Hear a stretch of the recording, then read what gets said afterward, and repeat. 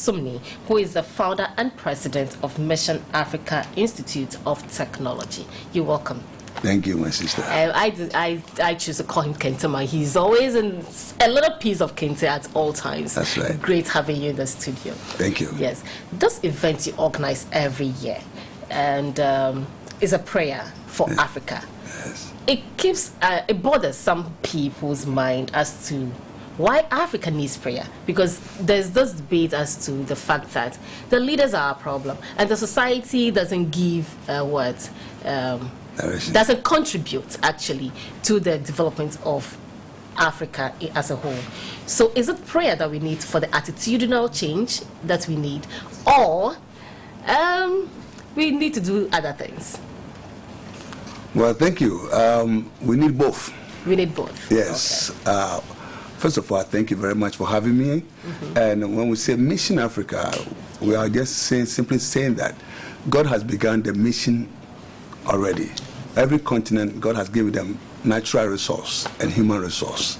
Yeah. He has given Africa for our mission, to achieve our mission on this planet, has given gold, diamond, bauxite, uranium, titanium, manganese.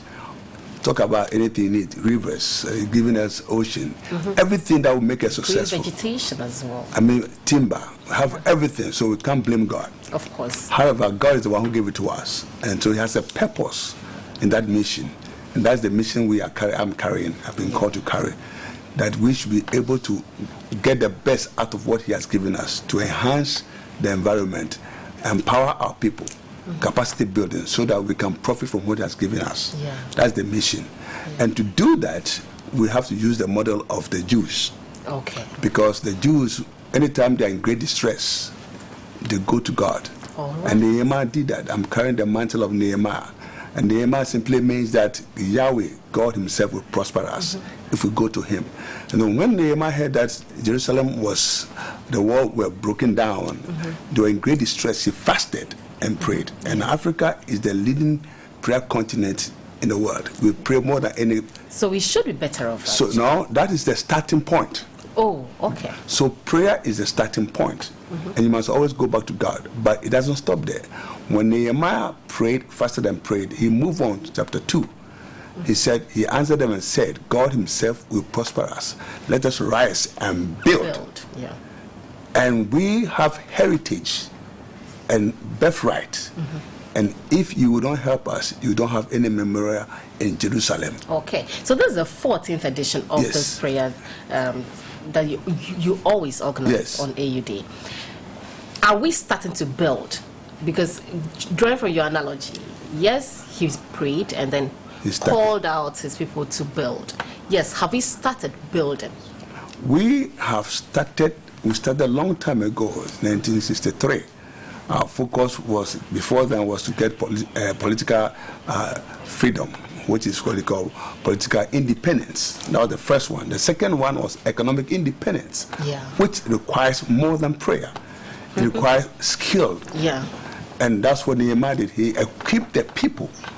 It is time for Africa to equip our own people with the right skills. We have what you call theoretical skills. Yeah. Humanity, reading, writing, going to get a job. You read, you write, you go and get a job. Now we need industrial education. Yeah. Industrial education, we have primary industrial education, we have middle industrial education, then we have secondary industrial education, then we have technical industrial education, then we have tertiary industrial education. That's what China did. China did industrial education, which means that by the age of 12, you are aware of what is around your environment. And that is what we are praying that our government should start doing. In fact, they have started. Yeah. So when we have industrial education, it means that you are going to equip the people to have the skills, the technical know-how, how to use the things around the environment to enhance their social economic development. And that is what is lacking. Because the kind of education we have today, according to world economists, Africa, they are blaming our leaders. Yeah. The reason why they are blaming our leaders is that most of our leaders have been out abroad. They've gone, they've seen everything. But when we come here, we lack the courage to take pragmatic, bold steps to move toward the direction that all our counterparts did. China did, Singapore did, India is doing it, and even Dubai, all of them did it. They took bold steps. That's what we are praying for, that God will help our leaders to take bold steps and educate the public that we are going to go this direction, which means everybody must sacrifice. They must sacrifice, we must sacrifice, and our leadership has to begin with traditional leaders, political leaders, religious leaders, corporate leaders, family leaders, civil servant and public servant leaders, all inclusive. We must come together, educate ourselves, and then put a timeline. We should say that, okay, because our problem is we are lacking our youth, we are losing our youth, they're not getting jobs. And we know very well that if you have a generation where the youth are not working, a time will come they'll rise against you. Of course. So what we need to do, we are praying that our leaders, God will give them wisdom, knowledge, understanding, courage, and boldness to really make a stand and say that we are putting a timeline of importation of rice. Of course. We are putting a timeline of importation of sugar. Everything must have timeline. Once we have timeline, then we challenge our people that it's time for us to be inclusive. Let's see how we can solve our problem. Anything that we can manufacture in Africa or in Ghana, we must not have it. But we should have a timeline because we talk about it. These are the problem. The second problem is that when you go to the Accra Mall right now, we are filled with foreign goods. We are having what you call camouflage development. Camouflage, things that we thought we are doing very well. We are not doing very well. 3% of all Africa products since 1970. Listen to me very carefully. Since 1970, if you travel abroad, you can only find 3% of African products. The whole world. I've been there, China, Taiwan, Australia, all these places. You can only find 3% in 1970. 40 years later. Here we have a lot of foreign but check it out. 40 years later, from 1970 to 2010, 40 years later, according to World Economics, we have backsliding 1.5%, which means if you travel abroad, we can only find 1.5% of African manufactured products on the market. Now, in the next 10 years, we'll have nothing because we have killed all our industries. We are not proud of our African clothes. We don't wear them. We are wearing suits. These are all made by my company. We are not making things that we will serve, we will use. We buy shoes. That's why I am happy about the fact that this particular prayer is captioned Africa, making Africa great again. And actually, we're talking about job creation and economic development as well. Tell us about the events coming up tomorrow and what time. And I mean, whether you and I, everybody listening and watching us this morning, can join in this prayer. Everybody must wake up. Because if we do not wake up, our next generation will question why. Our focus is going to be, let's look at, in fact, I'm proud of this government because he's talking about what I've been talking about for years. And he needs strong prayer because the kind of direction he wants to go, it demands every traditional leader, every Ghanaian, everybody, one district, one factory. That is a lot of decision. That's courage and bold decision that must be backed by prayer. Because there will be resistance from every angle. Of course. So that with prayer we can succeed. With prayer and education, why we should do that?